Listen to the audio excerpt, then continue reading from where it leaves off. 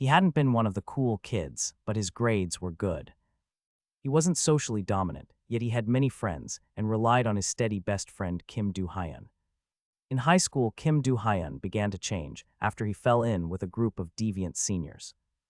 They occupied classrooms and corridors and offered Kim social power. Over time, Kim grew distant and followed them. Once, when the narrator was alone, Kim and the seniors cornered him in a stairwell and shoved him there. The narrator watched their relationship break and felt betrayed by Kim's sudden cruelty. Narrator had stopped expecting kindness from Kim Do-hyun after their relationship unraveled. In the school corridor, the deviant seniors gathered, pointed, and watched other students react. Narrator stood by without intervening and simply observed the group's behavior there. He saw Kim Do-hyun laugh with them and adopt a distant posture. Quiet concern eroded into indifference, so narrator stopped caring about Kim's choices. The seniors mocked a passerby openly and then left the corridor together. Later, narrator encountered Kim Do-hyun alone. His face was shadowed and unreadable. Narrator felt resignation more than anger and withdrew further from their bond. Narrator had stopped expecting kindness from Kim Do-hyun after their friendship unraveled. Over time, Kim Do-hyun grew reckless and began harming people without warning. Deviant seniors gathered and loudly egged him on in the school corridor. Narrator could not bear watching Kim slowly turn into a delinquent anymore. He opened his mouth to protest, but spoke too late to change anything. By then, Kim Do-hyun's temper had hardened, and others refused to stop him. Narrator regretted his stubborn silence and realized words would have mattered earlier. After weeks of small cruelties, Kim Do-hyun escalated without warning in the school corridor. The deviant seniors gathered nearby and loudly urged him on as he struck another student against the lockers. The narrator had watched helplessly for a long time. He finally opened his mouth to protest, but the words arrived too late. Kim's temper had hardened, and his grin showed no remorse. The seniors laughed while the victim crumpled, and the narrator felt a sharp regret for staying silent. He realized then that speaking earlier might have mattered, but could not undo the harm. After weeks of small cruelties, Kim Do-hyun escalated in the corridor while the deviant seniors cheered. He struck the other student against the lockers, and the victim crumpled as laughter echoed. The narrator stood frozen and finally protested, but his words came too late. Kim's grin remained cruel. The narrator registered sharp regret for his silence and then watched school life grind into humiliation. He labeled himself a loser and endured excruciating days alone. He resolved to hold on, to study hard, and to graduate. He promised himself a better life despite having no friends. After the corridor assault, the narrator kept folding inward and lied to himself softly. He repeated that he was fine while a female classmate approached and demanded honesty. She pressed him with concerned words. He gave guarded answers and slipped away. Her voice echoed down the hall as he walked alone past lockers. He felt the day's weight tighten into a private fury. Night fell and the city lights offered no comfort. He ended the night swearing into the dark, the single expletive naming his shame and resolve. He sat on the bed and folded inward with practiced silence now. He muttered curses out loud and told himself that he was fine. He reached for a pair of scissors and judged their weight in his hand. A thought crossed him that he would kill Kim Do-hyun if given the chance. He lit a small flame and tested how steady his fingers remained. The room was quiet until the phone screen flared and split the dark. A notification from an account named DATHCOL appeared and froze his motion. He read but did not know whether it threatened him or stalked him. He lowered the blade and listened to the silence after the light. The narrator sat in the dark while his phone screen flared with a skull emblem. A notification from DATHCOL announced entry into the Korean high school channel and froze him. The account posted short directives, including "Now let us begin then," called him the dev. Messages threatened expulsion or death for the person who opened the files at night. He read each message with a tightening chest and fingers trembling on the phone. The light sliced through his room while he considered whether to reply or retreat. He lay back and stared at the ceiling thinking about what he might become. The narrator watched the chat thread scroll and read accusations against Kim Do-hyun. A poll appeared asking whether to expel Kim Do-hyun, and messages urged people to decide. He stared at the choices, thumb hovering over the screen, weighing guilt and safety. He tapped agree despite his shaking hand, and the interface confirmed the decision. The channel announced the expulsion implemented, and replies flooded in. He lay back and felt the weight of what he had enabled. The narrator woke and lay still, his hand resting on the phone beside him. He opened the app and read the expulsion confirmation again, thumb pausing on the screen. He dressed and left home, walking alone toward the school gates under streetlights. Students gathered in small clusters, shifting their eyes as he passed. A figure in red moved with others and received shoves from deviant seniors nearby. The narrator watched without intervening, the earlier vote and its outcome pressing at his chest. He scrolled the message board, the withdrawal expulsion notice remained final, and he kept his head down. The narrator followed Kim Do-hyun's retreating shape across the courtyard without moving. He frowned and called softly when Kim paused, then quickened his pace away. Kim turned and ran, shoulders tense as deviant seniors closed the distance. The narrator's eyes widened when a senior violently grabbed Kim from behind. A brief scuffle sent Kim careening through a glass barrier into an empty corridor. The narrator stepped forward, voice lost, watching the red jacket disappear amid splinters. He felt the old vote and noticed press at his chest. After Kim careened through the glass, students swarmed the corridor and courtyard. Voices rose, someone ordered an ambulance while others froze. A student shouted that Kim might be dead, and panic spread through the group. The narrator watched with chest tight as the old vote and notice pressed at him again. A senior drew a small blade and grinned, his voice low and cruel. The grin shifted the crowd from help towards spectacle. The narrator flinched, covered his face, and sank onto a nearby bench, shaking and unable to speak. Phones lit across the courtyard, while a breaking headline declared Kim Do-hyun's expulsion. DATHCOL's anonymous messages scrolled alongside several casual taunts and shocked student reactions. Students clustered and whispered, the mood slowly shifting from concern toward spectacle. The narrator pressed the old vote and notice at his chest and sank onto a bench. He covered his face and could not speak as the crowd circled and pointed. Then a clear voice called NewAgeManhwa's name, cutting through the murmurs and noise. The narrator looked up, startled, as classmates turned to the nearby caller. Phones had already lit the courtyard, and the breaking headlines spread about Kim Do-hyun's expulsion. Anonymous chat messages escalated into violent suggestions, and a green bubble named NewAgeManhwa directly. A girl in the crowd grinned while reading the threats on her phone.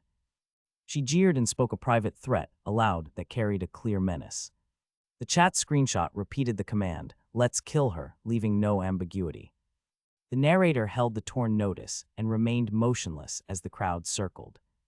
Phones lit the courtyard as the expulsion headline about Kim Do-hyun spread through the crowd. Anonymous chat messages escalated into violent suggestions, and a green bubble from NewAgeManhwa stood out. A girl grinned while reading the threats and then jeered a private menace aloud. A screenshot repeated the command, "Let's kill her," leaving no ambiguity in intent. The narrator held a torn notice and stayed motionless as students formed a ring. A title card for DATHCOL cut to the school and then to a classroom filled with whispers. Smirking classmates and deviant seniors exchanged looks while one senior closed distance menacingly. Tension rose as the crowd waited for the narrator to react and move. Phones glowed as news of Kim Do-hyun's expulsion spread through the courtyard. Anonymous chats shifted into violent proposals, and NewAgeManhwa sent a standout green message. A girl smiled while scanning the threats, then spoke a private menace aloud. A screenshot showed the text, "Let's kill her," with clear intent. The narrator gripped a torn notice and did not move as students closed a ring. A DATHCOL title card flashed before the classroom whispered. Smirking student and deviant seniors shared looks while one senior stepped menacingly closer. Pressure rose and the crowd waited on the narrator. A teacher moved in and addressed them. An incredulous close-up opened while a classmate snapped, "What?" and tension rose. One of the deviant seniors taunted the narrator about Kim Do-hyun and closed the space between them. The senior seized the narrator's head, yanked it, and forced it downward onto pavement. A heavy blow struck the narrator's face, and blood appeared on skin and floor. Nearby students split between smirks and stunned silence while the smirking student watched. The crowd's pressure tightened as one of the deviant seniors called the narrator an underling. The narrator staggered, holding his head, while another senior spat a final insult. The scene left the narrator isolated and bleeding as classmates looked on. After the shove, a senior drove a boot into the narrator's torso and face. Blood surfaced on his skin and the floor. Classmates split between smirks and stunned silence as the crowd pressed closer. One senior taunted him as an underling and yanked his head down, forcing him to stagger. The smirking student watched and laughed while another senior spat a final insult. The narrator stood alone, clutching his head, bleeding and isolated as the seniors closed in. A cold silence followed. After the cold silence, the narrator pressed a hand to his torn cheek and forced himself up. His breathing was shallow, and blood darkened his collar as classmates watched from the margins. He limped down the hallway while small groups whispered, and the smirking student chuckled under his breath. Deviant seniors traded low insults and let him pass without mercy. The narrator walked on without answering, each step steady and hollow. The camera pulled back to show the schoolyard below, players dotting the field, the campus quiet and indifferent. The narrator sat alone on the field and turned the problem over in his head. He thought finding the cat by next week would be impossible. He watched nearby classmates walk and whisper and noted how friends avoided trouble. He ran through every idea and found none workable. He briefly considered blocking the anonymous account but could not decide. Then the phone buzzed with a message from DATHCOOL and froze him. He stared at the screen and felt a final weight settle. The narrator sat on the field and replayed possible plans in his head. He thought finding the cat and tracing the anonymous account felt impossible this week. He briefly considered blocking DATHCOOL, but hesitated when his phone buzzed with a message. He froze, stared at the screen, and felt a heavier weight settle. He scanned nearby classmates and parsed who avoided trouble and who drew attention. He dismissed several peers as unlikely targets, but noticed Kim Sun-hee acting loudly in class. He suspected popular students could be more dangerous and listened to girls trading gossip. The narrator watched Kim Sun-hee stand alone by the locker and frown at a printed message. He saw the document and the speech bubble, but could not read its contents. Sun-hee walked down the corridor while two classmates murmured and glanced her way. The narrator felt eyes follow the exchange and braced for escalation. A smirking student whispered and traded jokes about Sun-hee's trouble. Sun-hee laughed and called it one hell of a mess to hide her nerves. Students dispersed and a car idled at the school gate as she left. Narrator stood near the school gate and watched a car idling in the distance. He read the name Kim Sepul in his mind as a close-up framed his eyes. He acknowledged her flaws but refused the thought that she should die. His thumb brushed his phone's screen and he considered one person, NewAgeManhwa. If saving NewAgeManhwa demanded harm to Kim Sepul, he silently accepted the cost. He lowered the phone and confessed there was nothing he could do. The panel closed on his resigned expression and left the choice unresolved. After the gate, he returned to class and sat watching classmates. He opened his phone and typed Kim Sepul's name. He scrolled posts from DATHCOOL and other accounts showing hostile comments. He told himself those posts proved people already disliked Kim Sepul. He rationalized harming her online to protect NewAgeManhwa. He rehearsed a reason that would make the attack personal. He sent the bait message and waited. A reply from Octopus arrived with a crude comment. The reply undercut the plan, but also confirmed the crowd's tone. He re-entered the classroom and watched classmates with a tight stare. He opened his phone and searched Kim Sepul's name in the feed. He scrolled posts from DATHCOOL and other accounts full of hostile comments. He told himself people already disliked Kim Sepul and accepted the posts. He rationalized attacking her online to protect NewAgeManhwa.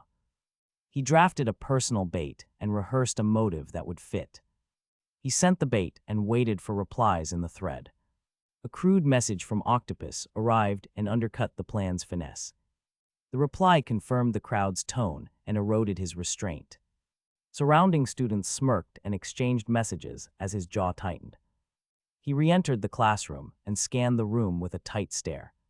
He opened his phone and searched Kim Sepbyul's name in the feed. He read a stream of hostile posts from DATHCOOL and similar accounts. He told himself others already disliked Kim Sepbyul and accepted the attacks as normal. He framed a motive to protect NewAgeManhwa and drafted a bait message. He posted the bait and waited for replies as messages scrolled across nearby screens. A crude reply from Octopus arrived and immediately undercut his plan's finesse. The stream of replies confirmed the crowd's tone and erased his remaining restraint. Nearby students smirked and exchanged messages while his jaw tightened in silence. He returned to the classroom and let his gaze sweep the desks. He opened his phone and searched Kim Sepbyul's feed. He read hostile posts from DATHCOOL and similar accounts. He told himself others already disliked Kim Sepbyul and accepted the attacks as normal. He framed a motive to protect NewAgeManhwa and posted a bait message. He watched replies flood nearby screens. A crude reply from Octopus immediately undercut the plan's finesse and hardened the crowd's tone. Students smirked while messages erased his last restraint. Alone, he admitted he was not completely comfortable with killing Gil-moon's son. He rationalized that the boy's actions could pass as accidents, but remained convinced. He left the classroom and checked the feed again as replies multiplied. He found Gil-moon's son cornered in a hallway while two classmates loitered and smirked. Phones glowed as messages scrolled, and a crude reply had already hardened the crowd. Nearby students traded jokes and prodded the boy while one scrolled comments. He kept his face steady, though his stomach tightened. Doubts flickered, and he reminded himself accidents could mask wrongdoing. When the group dispersed, they laughed and moved on. He remained with the decision unresolved and the plan still in mind. He left the classroom and refreshed the feed as replies multiplied. He found Gil-moon's son cornered in a hallway while two classmates smirked. Phones lit faces and a crude message hardened the crowd as they traded jokes. He kept steady, though his stomach tightened. Doubts rose about accidents hiding guilt. After the group dispersed, he still had not decided, and his plan stayed. Later, he sat alone in the cafeteria and checked the vote on his phone. The screen showed 13 of 17 and asked if Kim Do-hyun was dying. He wondered if the timing was coincidence and braced for truth or hoax. He thought he would be sad and disappointed if the death proved fake. Then something on the feed made him look up. He had been staring at his phone when a new alert made him raise his head. A ceiling fan above the hallway began to wobble and then convulsed. A single blade sheared loose and spun outward, cutting an arc through the air. Voices snapped into shouts as students ducked and chairs scraped across tile. He hesitated only a breath, then sprinted toward the falling blade. Others flowed away from the path as someone shouted warnings. The blade smashed into the floor and the fan stilled. For a moment, the hallway held only ringing silence and shocked faces. He was staring at his phone until an alert forced his eyes up. The ceiling fan shuddered, then a blade tore free and whirled through the corridor. Voices snapped into shouts as students ducked and chairs scraped tile. He hesitated a breath, then ran toward the blade's path. The blade struck the floor and the fan stilled, then glanced a backpack strap and ripped fabric and leather. A student cried out as the metal cut flesh. Blood struck the tile and people scrambled backward. The hallway became a scene of frantic motion and shocked faces. A week had passed since Gil-moon's son's death. The death remained explainable only as an accident. His mother staged a lone protest outside the school gates with a simple sign. Students moved past in tense silence and averted eyes. Two boys walked back to back in the hallway, each carrying private weight. One stared at his palm and said he did not feel that detachment. The school felt thin and hollow under the rumor and grief. The DATHCOOL title closed the chapter like a blunt header. Days had passed since Gil-moon's son died, and the campus still felt thin and hollow. Students avoided eyes and moved past his mother's lone protest. Two boys walked the hallway back to back, each carrying private weight. The narrator inspected his palm and denied the numbness he expected. Kim Do-hyun wore a smirk and traded taunts. Their voices cut through the corridor's silence. Later, the narrator checked his phone and lowered his gaze. At the end, he parted his fingers and revealed two small white pills, an offer masked as a joke. Days had passed since Gil-moon's son died, and the campus felt thin and hollow. The narrator sat alone at his desk, while the classroom resumed routine motion around him. Kim Do-hyun smirked and traded taunts across the corridor and the room. He checked his phone and kept his face down, fingers hiding two small white pills. Later, he read anonymous messages from DATHCOOL and other accounts that slid across his screen. The text suggested threats and mockery without revealing a sender. He frowned and lifted his head, reading again before asking aloud who had sent them. Days had passed since Gil-moon's son died, and the campus felt hollow.